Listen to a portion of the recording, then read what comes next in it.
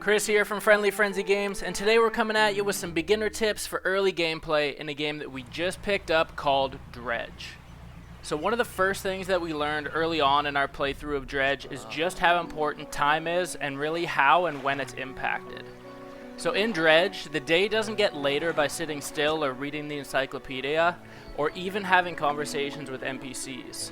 It's driven more so by the actions that you take, which makes it really extremely important to make each action count.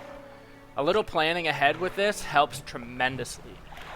The first tip that we'd suggest is to make constant use of the Spyglass to plot your route for catching fish.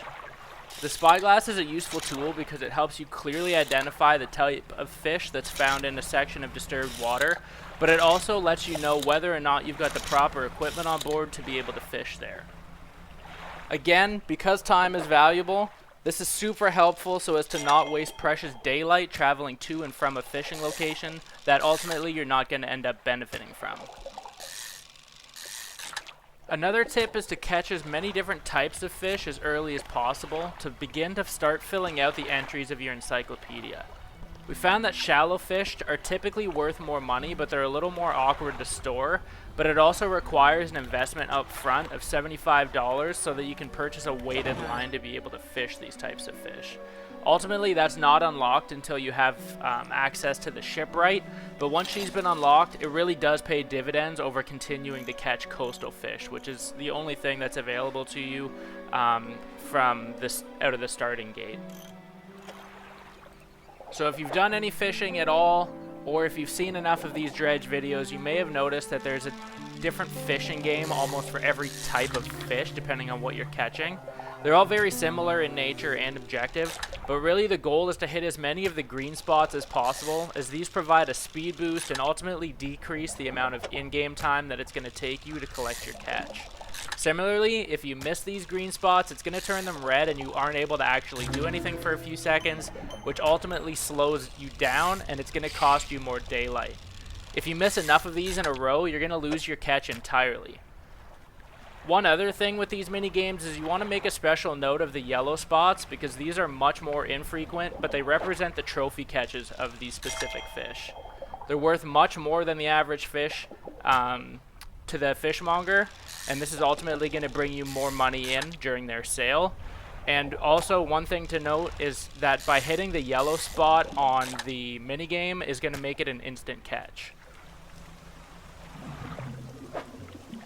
So as much as Dredge is a fishing game, it's also an inventory management game. One thing we can't stress enough is to just use the rotate function in your inventory to help you maximize as many spots as you possibly can, just to help you make sure that each venture is as efficient really as it can be. We found that by mixing shallow and coastal catches early on kind of helps maximize this inventory space. We'd recommend staying close to Great Marrow in the early days, just as many of the other islands are quite a trek to get to and there's no real benefit until you've done proper upgrades to your boat. This is ultimately going to bring us now to research and upgrade tips. So the first thing that you're going to want to do is just make sure that you're completing the first few pursuits really as early as possible so that you're able to unlock access to the dredge crane. After you deliver the handkerchief to the collector, you're able to begin dredging the depths of the sea to salvage crafting materials like scrap metal, bolts of cloth, and lumber, as well as the occasional research part. There's also trinkets that you can find that don't usually require more than 1 or 2 spaces, which can be really helpful to kind of plug in those holes. But they also sell upwards of $25 plus, which is considerably more than many of the early fish at half their size. So having the crane installed early will ensure that you're able to make the most of every trip out at sea. So based on everything that we understand about this game so far, we'd really recommend using your first couple of research points and dollars earned from quests and sales for fishing towards fishing rods. This is really because the majority of creatures are all caught, or can be caught at least, with fishing rods as opposed to nets or pots only. And upgrading these in the early game will allow you to catch larger fish that are worth more money. However, again, they are typically more oddly shaped and are less convenient for storing in your ship's inventory. The hydraulic rod is really a great place to start with your first research point. Although it's a pretty costly $410 investment, it does allow you to catch larger oceanic fish. Similar to that, the flexible fishing pole is another great follow-up after that for 2 research points. It's a $460 investment, but it catches both coastal and shallow fish and only requires 1 additional fishing rod spot on your boat. So if you replace your startup fishing rod and run this loadout with the hydraulic rod and the flexible fishing pole, you're basically able to catch almost all of the fish that's available to you in the first few days of this game. After you've unlocked the hydraulic rod and the flexible fishing pole, you're probably going to receive the biggest bang for your buck by replacing research points into parts of your boat that you're going to receive immediate benefits from. As for fishing rods, we found that volcanic and mangrove fish aren't that readily available until at least past where you can make it in the relatively early stages of this game. So really, depending on your style of play, we recommend you increase either your engines for faster boat speed.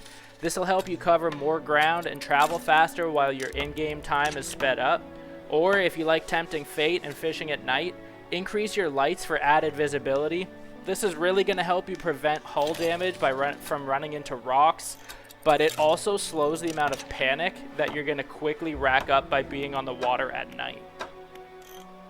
So a few other quick tips that we have with respect to research and upgrades would really be to first save your old equipment instead of selling it to afford your next upgrade.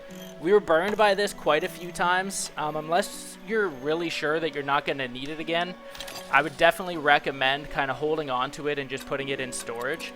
Sometimes you're going to be able to catch the same types of fish and then some with your new piece of gear, but other times you're going to want to trade a piece of gear that's specific to one species for another.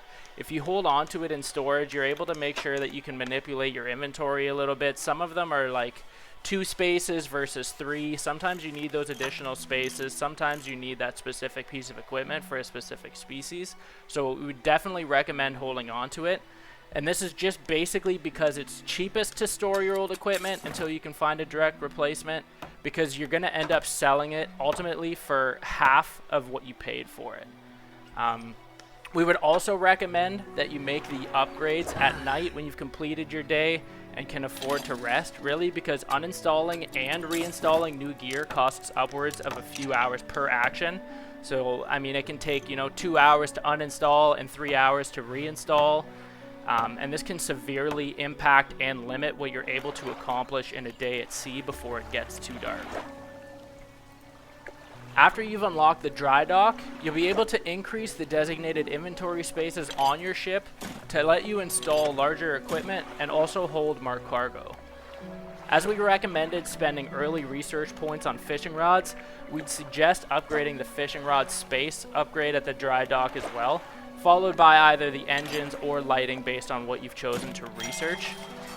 The biggest, most helpful part about the dry dock, likely, aside from the upgrades, is the fact that it gives you a place to store your extra materials so that it doesn't crowd your personal storage or your boat's inventory. By simply clicking some of the highlighted available upgrades, you can periodically add materials as you collect them, and then you can come back and complete the upgrade whenever you're able to actually afford it. As a last few less kind of organized tidbits of information and general early game tips in Dredge, we'd recommend that you always check to make sure that you have a book active when you've collected one. You'll receive books that grant passives once they're fully researched, and these are really collected by completing pursuits or performing other specific in-game actions like shopping and or talking to NPCs across the map. Research really only progresses, like many other areas of this game, when time is moving, so you'll need to be performing actions like fishing, upgrading, traveling, or even resting to progress through the book. Once it's been fully read, you're granted a permanent bonus, and it's automatically applied and compounds with all the existing passives, which is super beneficial to being able to survive the treacherous waters. Another tidbit is really make a specific plan to either dredge for materials in a certain day or fish for money. This is solely because fishmongers are only available at main ports, and fish are worth considerably less when they're not fresh. Also, after spending a long day on the water, unless you've kind of wrapped up close to a main port, you won't have anywhere to sell your haul. You can't store fish and have them maintain their freshness. So if you rest before selling your fish, they'll begin to rot, which decreases their value rapidly.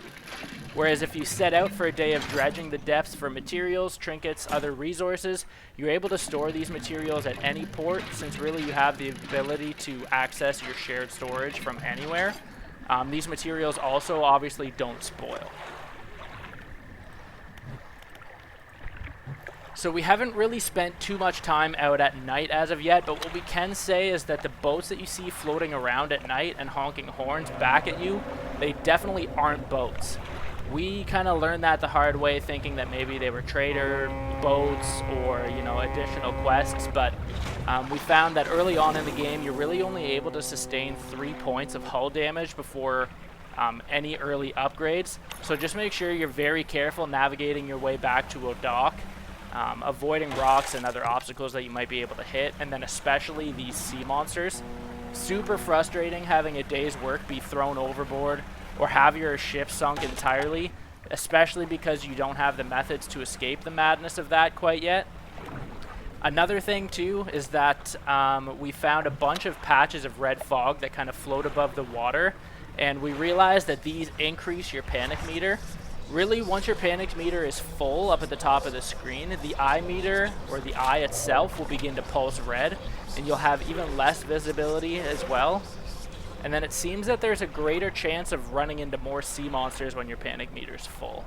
So definitely, I mean, having upgraded lights will slow the panic's progression, but it truly only helps so much, especially early on. Lastly, while you're completing pursuits, some will require you to catch specific fish to fulfill a customer order. Don't add the trophy catches to here if you have any. Sell all your fresh trophies at the fishmonger for the highest profit, because I don't think that the quest payout is any higher for these than your standard catch, whereas obviously the fishmonger will make sure that they pay you the top dollar. Hopefully these tips and tricks helped you for beginning days, early gameplay in Dredge. If it did, give us a like, drop a comment, and subscribe to Friendly Frenzy Games for many more videos just like this one.